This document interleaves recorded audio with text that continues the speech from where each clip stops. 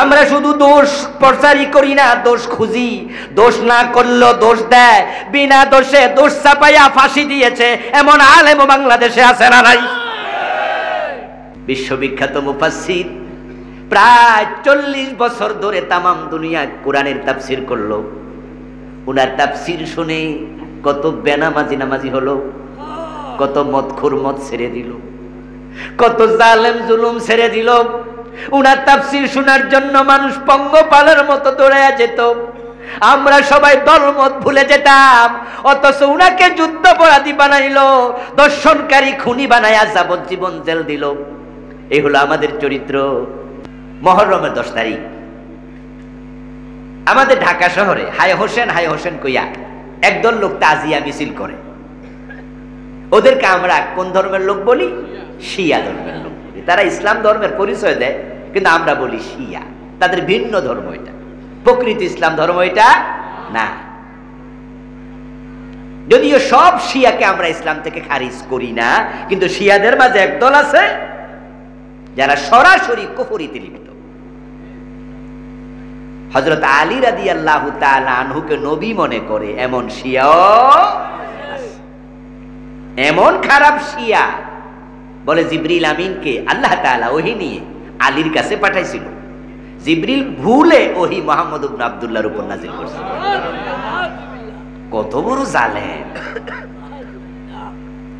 শিয়াদের সকল ফেরকা কাফের না, কিন্তু কিছু ফেরকা কাফের, আর বাকি ফেরকা দল, পথহারা, পথভ্রষ্ট, সবগুলো পথভ্রষ্ট। আচ্ছা, এই হায় হোসেন যে শিয়ারা করে, আপনারা জানেন যে তারা পুরান ঢাকার হোসনি দালান নামে একটা বিল্ডিং, মুহররমের 10 তারিখে সেখান থেকে তারা তাজিয়া মিছিল বের করে হায় হোসেন বলতে বলতে চলে যায় একবারে শিয়া মসজিদ মোহাম্মদপুর, প্রায় 10 কিলোমিটার। মোহাম্মদপুরে শিয়া মসজিদ নামে একটা বাস স্টেশন আছে। ওখান পর্যন্ত খালি পায়ে হাঁটতে হাঁটতে হায় হোসেন বলতে বলতে যায়, আবার হাঁটতে হাঁটতে তারা হোসনি দালান পর্যন্ত ফিরে আসে। প্রায় 20 কিলো রাস্তা আসা যাওয়া করলো। সময় ব্যয় হয় নাই? কষ্ট হয় নাই? ঘাম ঝরে নাই? সওয়াব হয়েছে কতটুকু?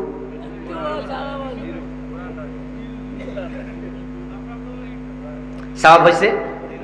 আচ্ছা, আপনাদেরকে আমি জিজ্ঞাসা করতে চাই, ইমাম হোসেনের প্রতি আপনাদের ভালোবাসা আছে না নাই? হাই হোসেন করছেন কয়দিন? করেন নাই। কিন্তু শিয়ারা হাই হোসেন করলো। এখন আপনাদেরকে যদি ওরা প্রশ্ন করে, ইমাম হোসেনকে তোমরা যদি সত্যি ভালোবাসো, তাহলে হোসাইনের শাহাদাতের দিবসে তোমরা হাই হোসেন কেন করো না মিয়া? তোমরা ভালোই বাসো না? এই অভিযোগ কি ঠিক হবে? কথা বলতে হবে, অভিযোগ ঠিক হবে? ঠিক হবে না। কারণ এই কথা বলা দরকার। কারণ হচ্ছে এই হায় হোসেন করে শোক প্রকাশের রীতিটা ইসলামে পাওয়া যায় না। এই জাতীয় কর্ম যেটা রাসূল করেননি, সাহাবারা করেননি, এমন কর্মকে সওয়াবের উদ্দেশ্যে কেউ করলে এটার নাম হয় বিদআত। শিয়ারাই বেদাতে লিপ্ত, তাই তারা পথহারা। এবার বলুন তো, বেদাত শুধু শিয়াদের ভিতরে আছে, সুন্নিদের ভিতরে বেদাত আছে না নাই? এই যে আমরা যারা আজকের মাহফিলে আছি, 2-4টা বেদাত কি আমাদের ভিতরে নাই?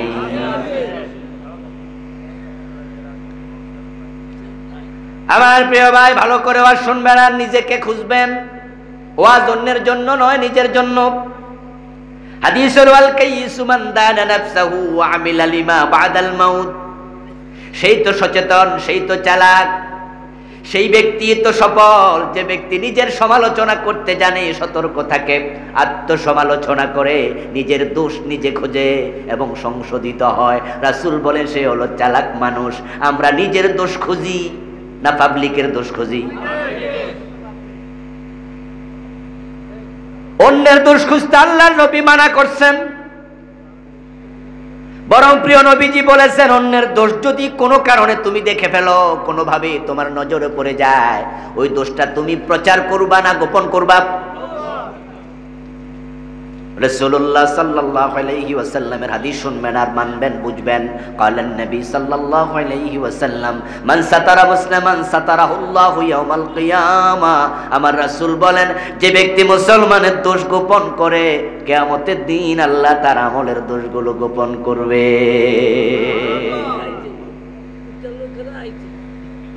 আমরা শুধু দোষ প্রচারই করি না, দোষ খুঁজি। দোষ না করলেও দোষ দেয়, বিনা দোষে দোষ চাপাইয়া ফাঁসি দিয়েছে এমন আলেম বাংলাদেশে আছে না নাই?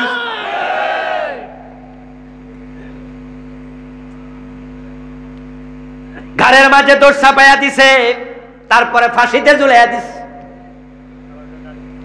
অথচ ওই মানুষগুলোর ব্যাপারে আমরা যা জানি, আমরা তাদেরকে যেভাবে দেখেছি, বিশ্ববিখ্যাত মুফাসসির প্রায় 40 বছর ধরে তামাম দুনিয়ায় কোরআনের তাফসীর করলো। উনার তাফসীর শুনে কত বেনামাজি নামাজি হলো, কত মদখোর মদ ছেড়ে দিল, কত জালেম জুলুম ছেড়ে দিল। উনার তাফসীর শোনার জন্য মানুষ পঙ্গপালের মতো দৌড়াইয়া যেত। আমরা সবাই দলমত ভুলে যেতাম, অথচ উনাকে যুদ্ধাপরাধী বানাইলো, দর্শনকারী খুনি বানাইয়া যাবজ্জীবন জেল দিল। এই হলো আমাদের চরিত্র। আমরা দোষ গোপন রাখি না, বরং দোষ খুঁজে বেড়াই। আমরা দোষ না পাইলে উল্টা দোষ চাপাইয়াও দেই। আল্লাহর হাবিব বলল কি আর তোমরা করলা কি? আল্লাহর হাবিব বলছে, দোষ যদি করে সেটা পারলে গোপন রাখো। গোপন রাখলে আল্লাহ তোমার দোষ গোপন রাখবে। আমার প্রিয় ভাইয়ারা, নিজেকে খুঁজবেন।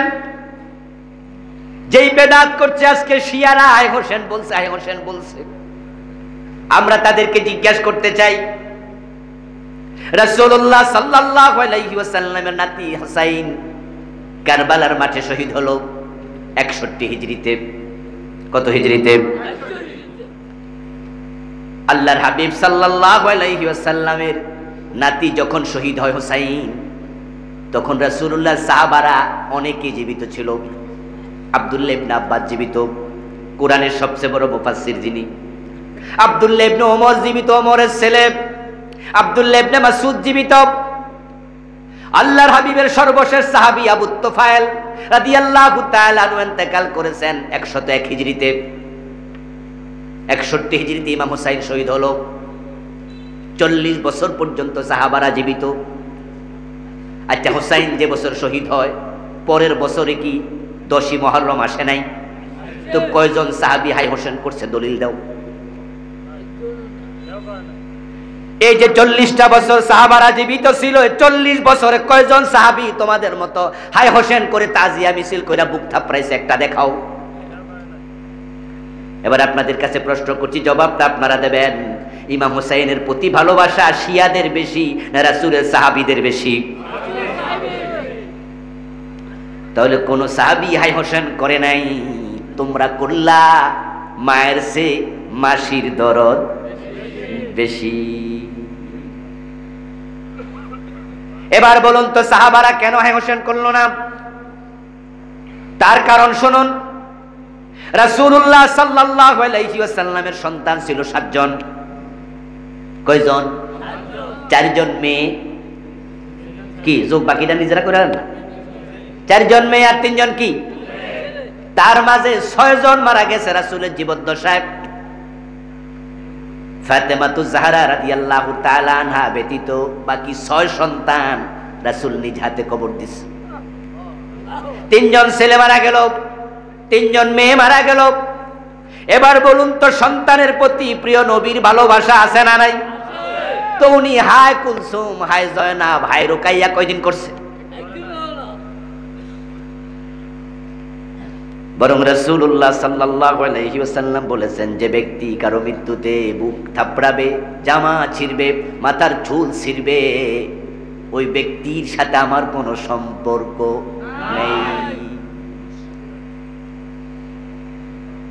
রাসূলুল্লাহ সাল্লাল্লাহু আলাইহি ওয়াসাল্লাম আরেকটি হাদিসে বলেছেন, কোন ব্যক্তির মৃত্যুর পরে 3 দিন পর্যন্ত শোক প্রকাশ করা যাবে। 3 দিনের বেশি শোক প্রকাশ করার কোনো অনুমতিও নেই। কোন নারীর স্বামী যদি মারা যায় সে শোক পালন করবে 4 মাস 10 দিন। কয় দিন? 4 মাস 10 দিন পরে কোন নারীও তার স্বামীর জন্য শোক পালন করবে না। বাবা মারা গেল, সন্তানরা শোক যদি পালন করে 3 দিন। সন্তান মারা গেল, মা যদি শোক পালন করে কয় দিন? আর হযরত ইমাম হোসেন মারা গেছে আজ থেকে 1350 বছর আগে। এখন তুমি কও হায় হোসেন, দলিল কই? তাহলে যেই কাজ রাসূল করেনি, সাহাবারা করেনি, ওই কাজ যদি সওয়াবের নিয়তে আপনি করেন এটার নাম বেদাত। যে ব্যক্তি বেদাত করে হাদিসে পাওয়া যায় প্রিয় নবীজি বলেছেন তার নেক আমলগুলো কবুল হওয়া বন্ধ হয়ে যাবে। আমাদের বাংলাদেশে রবিউল আউয়াল মাসের যখন 12 তারিখ আসে তখন ঈদে মিলাদুন নবী পালন করে এমন একদল লোক আছে না নাই? এমন 2-4 জন কি আজকের মাহফিলে নাই? আছেন। আমি বলেছি নিজেকে খোঁজেন, অন্যের সমালোচনা দরকার নাই। শিয়ারে কাফের বইলা আপনার কাদিয়ানিরে কাফের বইলা মজা নেওয়া কোনো দরকার নাই। আত্মসমালোচনা করুন। অন্যের কবরে আপনি যাবেন? আপনার কবরে আরেকজন যাবে? নিজেরে খোঁজেন। রবিউল আউয়াল মাসের 12 তারিখ যখন আসে তখন আমাদের দেশের একদল মুসলমান রাসূলুল্লাহ সাল্লাল্লাহু আলাইহি ওয়াসাল্লামের ভালোবাসা প্রকাশ করার জন্য তারা ঈদে মিলাদুন নবী পালন করে। তারা জশ্নে জুলুস পালন করে, রাস্তায় মিছিল করে, স্লোগান দেয়, বিভিন্ন বড় বড় ব্যানার টানায়, বড় বড় আপনার গেট বানায়। এমন একদল লোক আছে এবং তারা আমাদের দিকে তাকায়া কয় এই লোকগুলো ঈদে মিলাদুন নবী করে না, এর মানে হলো রাসূলের ভালোবাসা তাদের কলবে। আমি কি কথা বুঝাইতে পারতেছি? শিয়ারা আমাদের দিকে তাকায়া কয় হোসাইনের প্রতি তোমাদের কোনো ভালোবাসা, যদি হোসাইনের প্রতি ভালোবাসা থাকতো তা আমরার মতো তোমরাও হাই হোসেন করতা। তো তোমরা হাই হোসেন করো না, এতে বোঝা যায় হোসাইনের প্রতি তোমাদের ভালোবাসা নাই, আমাদের আছে। আমরা তার জবাবে বলি এই মিয়ারা তোমরা যে হাই হোসেন করলা এটা কি রাসূল করেছে? সাহাবারা করেছে? কয় না, এই জন্য আমরা করি না। রাসূল যা করেনি, সাহাবারা যা করেনি, এটা ইবাদত হতে পারে না, ঠিক না? এটা বেদাত। এখন যারা ঈদ মিলাদুন নবী পালন করলেন, আমি আপনাদের কাছে একই প্রশ্ন রাখতে চাই। প্রিয় নবী সাল্লাল্লাহু আলাইহি ওয়াসাল্লাম ইন্তেকাল করলেন 11 হিজরিতে। সর্বশেষ সাহাবী আবু তুফাইল রাদিয়াল্লাহু তাআলা আনহু ইন্তেকাল করলেন 101 হিজরিতে। মাঝখানে সময় গেল কত বছর? এই নোয়াখালীর ভাইরা 90 মাশাআল্লাহ। 11 হিজরিতে রাসূলের ইন্তেকাল, 101 হিজরিতে শেষ সাহাবীর ইন্তেকাল। তাহলে মাঝখানে সময় গেল 90 বছর। এবার আপনাদের কাছে প্রশ্ন করব, রাসূলের প্রতি ভালোবাসা আমাদের বেশি না সাহাবাদের বেশি? এই 90 বছরে সাহাবারা ঈদে মিলাদুন নবী পালন করছে কয়বার? একটা দলিল দেও।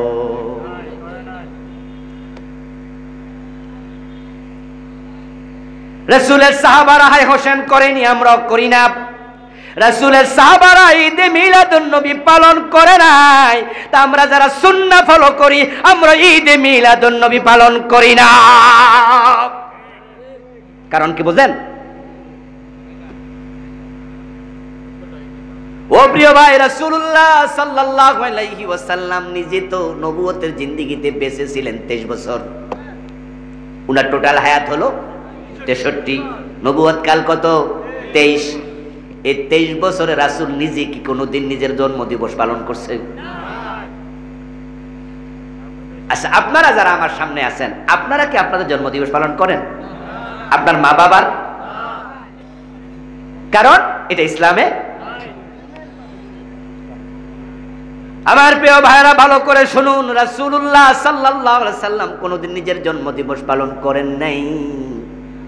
এখন কিছু ভাই আছে যারা হাদিস খুঁজে বের করে বলে আল্লাহর নবী তো সোমবারে রোজা রাখছে, ওই দিন তিনি জন্মগ্রহণ করেছেন এবং তিনি বলেছেন সোমবারের ব্যাপারে প্রশ্ন করার পরে যালিকা ইয়াউম বুলিতু ফি ওয়া বুইস্তু ফি, সোমবার হলো আমার জন্মদিন সোমবার আমার নবুয়ত পাওয়ার দিন, এজন্য আমি সোমবারে রোজা রাখি। আমাদের ভাইয়েরা বলে এই যে রাসূল জন্ম দিবসে রোজা রাখছে।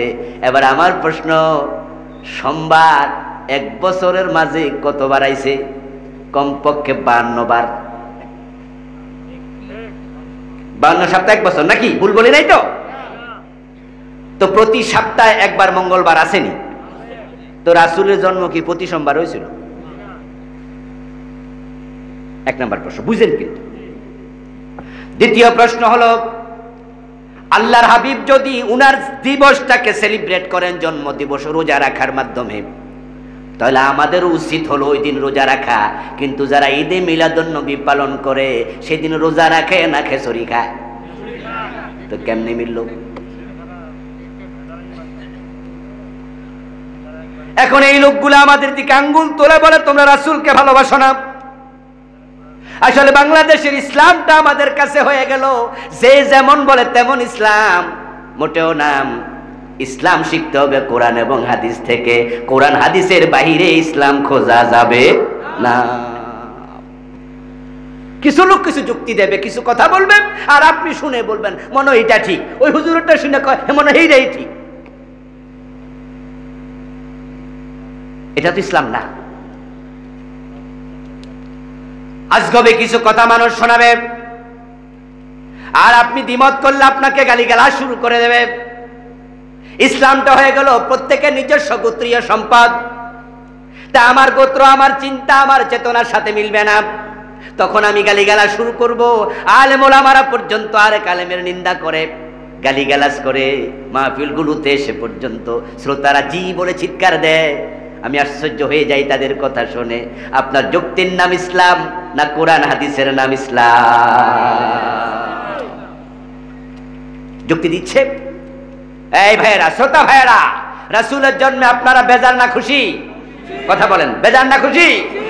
তো ওনাদের শ্রোতারা আপনাদের মতো চিৎকার দিয়ে বলল খুশি। তো খুশি শব্দের আরবি হলো ঈদ। তো রাসূলের জন্মে যদি আপনি খুশি হন, তাহলে কি ঈদ পালন করতে অসুবিধা আছে? হেরা কয় না, মিল লাগেছে, তো হুজুরের কথার সাথে মিল লাগেছে। রাসূলের জন্মে কি খুশি? খুশি। তো খুশি শব্দের আরবি কি? এই যে গত পরশুদিন, আমার কালকে তো নাকি ঈদ গেল, গতকালকে গেল তো ঈদ। ঈদ শব্দের অর্থ কি? তো রাসূলের জন্মে আপনারা বেজার না খুশি? তো খুশি শব্দের আরবি কি? তো ঈদ তো পাইয়া গেছি। আবুল কালাম আজাদ কি বোঝে? আমার দোস্ত, যদি তোমার এই যুক্তি দিয়ে ইসলাম হতো, তাহলে প্রিয় নবী নিজেও তো এ জাতীয় ঈদে মিলাদুন্নবী পালন করতেন। আরো জঘন্য ভাবে কি বলে জানেন? এবার বলে যারা ঈদে মিলাদুন্নবী পালন করে না, বুঝতে হবে রাসূলের জন্মে তারা, ওই যে যারা হায় হোসেন বলে না, বুঝতে হবে হোসাইনের ভালোবাসা তাদের হৃদয়ে নাই। যারা রাসূলের জন্মদিবসে ঈদে মিলাদুন্নবী করলো না, বুঝা গেল তাদের অন্তরে রাসূলের মহব্বত, রাসূলের জন্মে তারা খুশি না। এবার কি বলে? জঘন্য কথা বলতেছে, রাসূলের জন্মে আকাশ খুশি, বাতাস খুশি, রাসূলুল্লাহর জন্মে ফেরেশতা খুশি, রাসূলের জন্মে তামাম মাখলুকাত খুশি। শ্রোতারা বলে জি, কিন্তু শয়তান খুশি না বেজার? রাসূলের জন্মে কি শয়তান খুশি না বেজার? এবার হেরাই না, এবার কয় দেখো যারা ঈদে মিলাদুন্নবী পালন করে না, তাদের সাথে কাদের মিল পাওয়া গেল? আস্তাগফিরুল্লাহ, লা হাওলা ওয়ালা কুওয়াতা ইল্লা বিল্লাহ। আচ্ছা, আমরা যারা ঈদে মিলাদুন্নবী পালন করি না, রাসূলের জন্মে কি আমরা বেজার? এটা কি হতে পারে? আরে জালেম বক্তা কোথাটা কোথায় লাগাই দিল।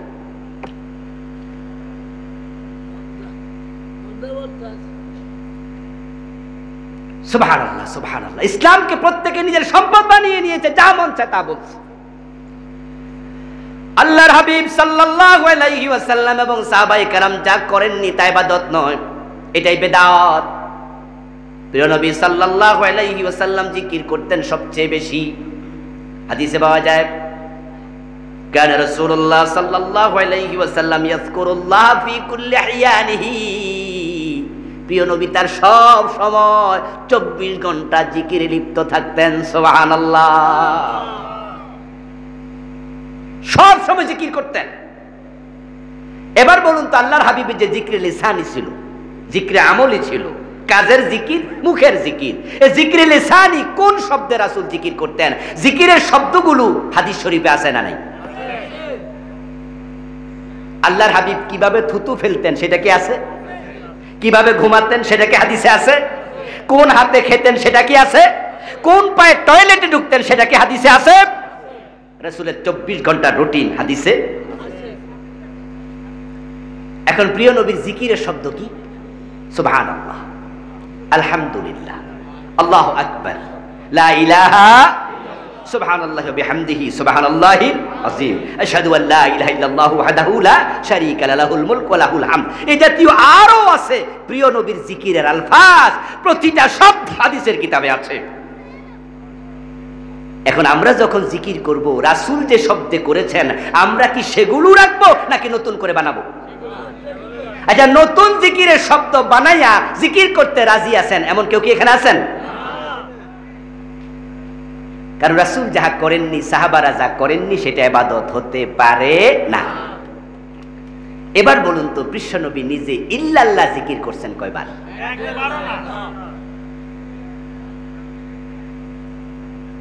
আমাদের এই কথাগুলো ভিডিও হচ্ছে, এখানে শ্রোতা আছেন আপনারা যতজন, এই ভিডিও চলে যাবে তার 100 গুণ 200 গুণ বেশি মানুষের কাছে। এখানে কামেল মাদ্রাসার মুহাদ্দিস আছেন অল্প কয়জন, প্রিন্সিপাল আছেন হয়তো 1-2 জন বা নাই, এখানে বড় বড় পণ্ডিত লোক আছেন কম, কিন্তু ভিডিওর কারণে এটা হাটহাজারী মাদ্রাসার মোহতামেমের কানেও যাবে, যাবে না? এটা ঢাকা আলিয়া মাদ্রাসার প্রিন্সিপালের কানেও যাবে, তামাম দেশের বড় বড় মুহাদ্দিসরা পাবে।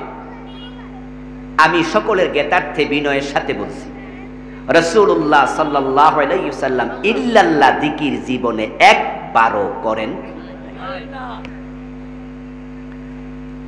ইল্লাল্লাহ জিকির করেননি কোন সাহাবী জীবনে একবার।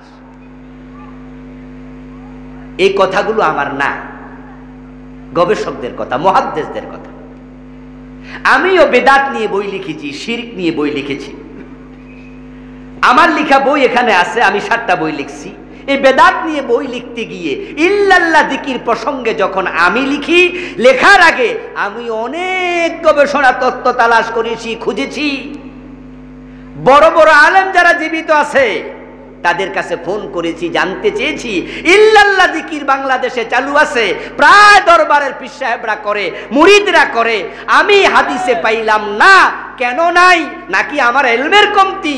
পরে ওস্তাদরা জানাইলো আসলে হাদিসে কোত্থেকে পাইবা, রাসূলুল্লাহ ইল্লাল্লাহ জিকির একবারও করেন নাই।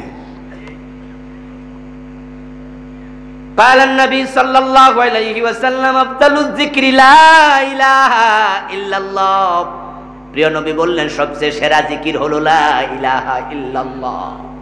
এখন আপনি যে মাজা ভাঙিয়া দিলেন, লা ইলাহা বাদ দিয়া ইল্লাল্লাহ ইল্লাল্লাহ বলতেছেন, রাসূলের কালেমা, আল্লাহর দেয়া কালেমা, ঈমানের কালেমা, এটাকে ভাঙার অধিকার আপনারে দিল কে?